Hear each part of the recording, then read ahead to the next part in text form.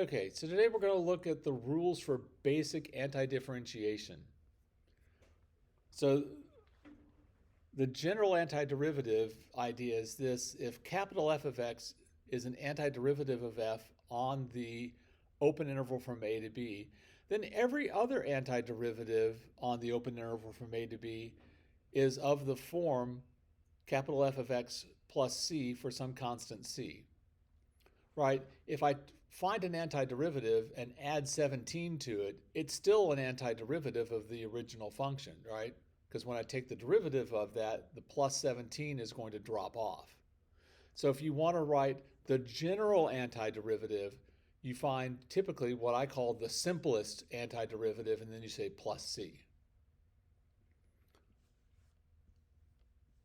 So we've been doing all definite integrals to this point. By the way, I think this is the first lesson on the next unit. So the notation, the integral from f of x dx is equal to capital F of x plus c, means that capital F prime of x has to be equal to f of x. That's what an antiderivative is. What we say is that capital F of x plus c is the general antiderivative. That should be not or, it should be of. No, the indefinite integral, it's or the indefinite integral of f of x. So we've been kind of doing the power rule without actually writing it out. If I'm taking the antiderivative of x to the nth power, we have to add 1 to the power, and it's divided by the new power.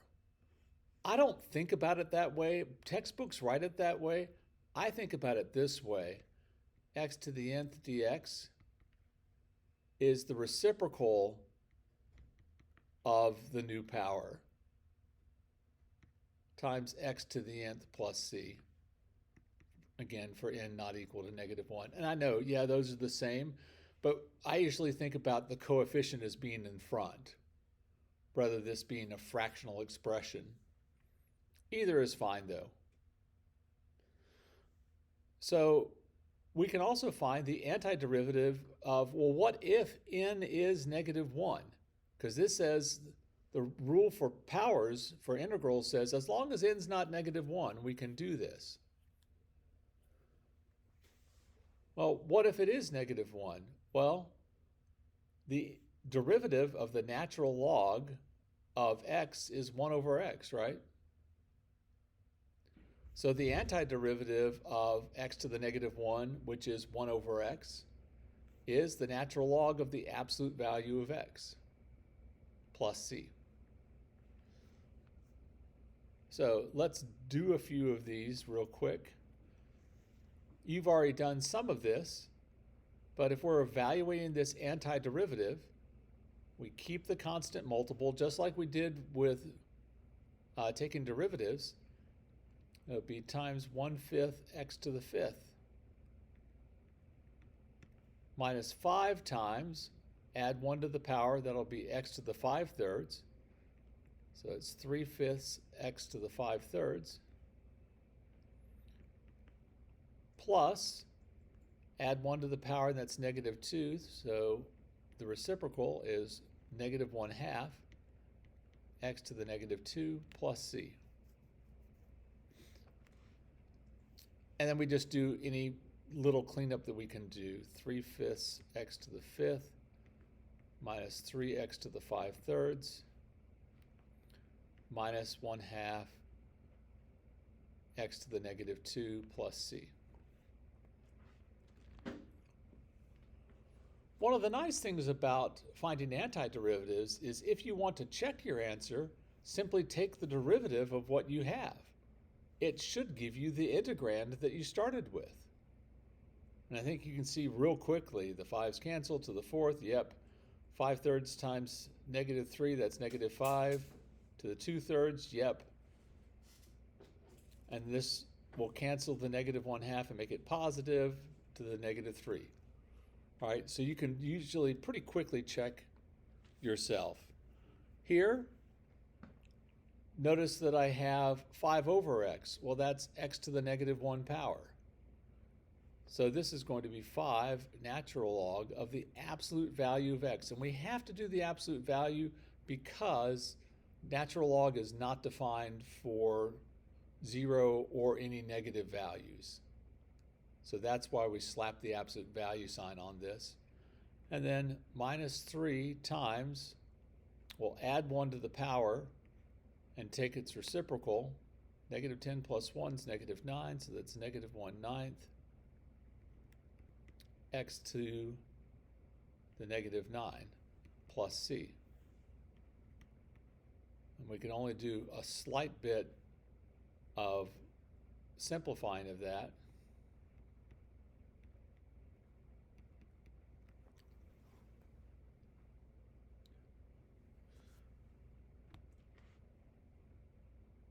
So now we know 3 rules for antiderivatives at this point. We know the constant rule.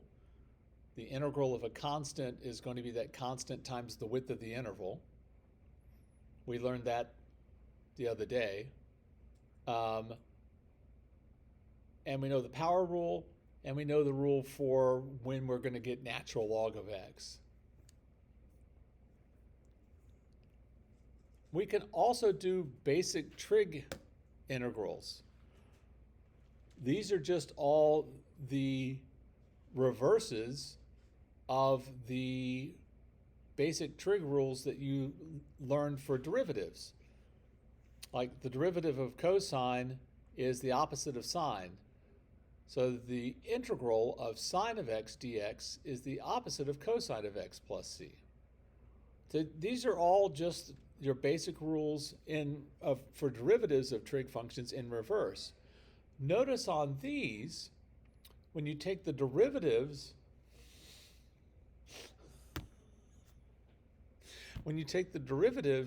of a cofunction, you get a negative, right?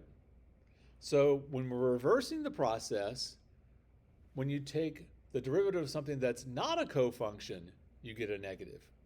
Or when the answer is a cofunction, you get a negative. Probably is an easier way to think about that. Right? The integral of cosecant cotangent is negative cosecant plus c. Integrals involving e to the x, also pretty easy. Because since the derivative of e to the x is e to the x, the antiderivative of e to the x dx is e to the x plus some arbitrary constant. All right, linear arguments.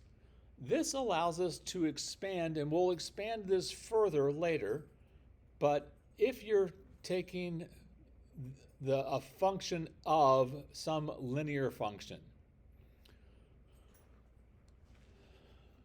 what you can do is you can just take the antiderivative of this function to get f, keep the inside part, and multiply by 1 over k.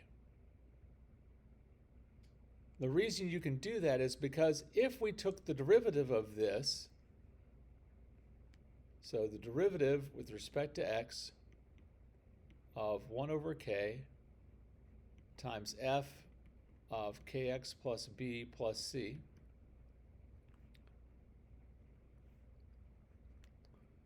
that's going to be 1 over k times the derivative of capital F is little f of kx plus b times, because of the chain rule, the derivative of the inside part, k, which happily cancels off that.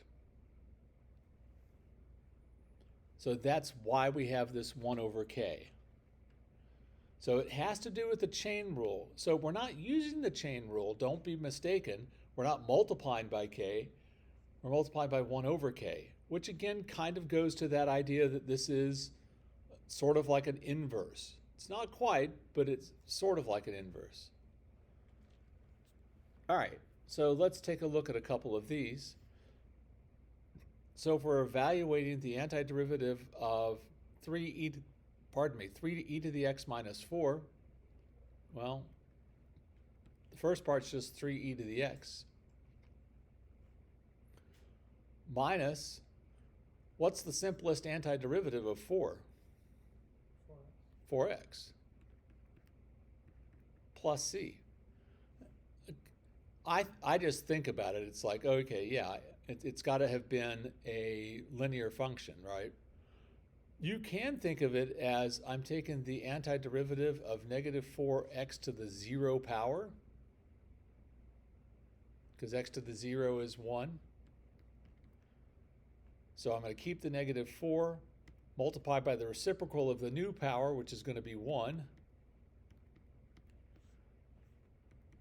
And you can go through all that if you really want to, but it seems like a lot of work for something that's fairly obvious, I think. All right, so let's take a look at this one. Now notice that my argument here is a linear function. It's not just x. So I'm going to have 12 times the derivative of that linear function is negative 1/3. Is negative 3, so I'm going to multiply by negative 1/3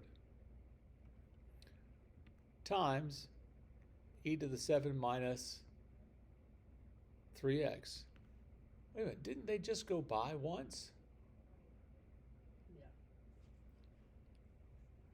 So he took them there, they went back to class, and now they're going back again? Okay, must be nice to have a class where you have that much time. So, that sounded snarkier than I meant it to. I meant it to be a little bit snarky, but not that snarky. So it'll be negative 4 times 7e to the negative 3x plus c. And again, you can see that you can take the derivative of that and get the integrand.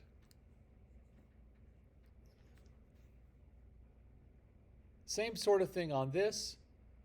For this one, we have the argument is linear. So we're going to have a 1/8, since the derivative of the 8t minus 3 is 8, times, notice I'm going to get a cosine. So when you get a cofunction, we're going to have a negative. 8t minus 3 plus 20. And be careful, this is a linear argument. It's 9t, just not 9t plus 7 or anything like that. So I'm going to have times 1/9 sine of 9t plus c. Not a whole lot I can do with that.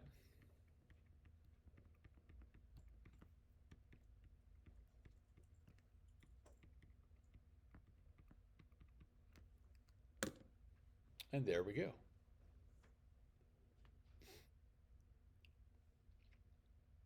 Any questions?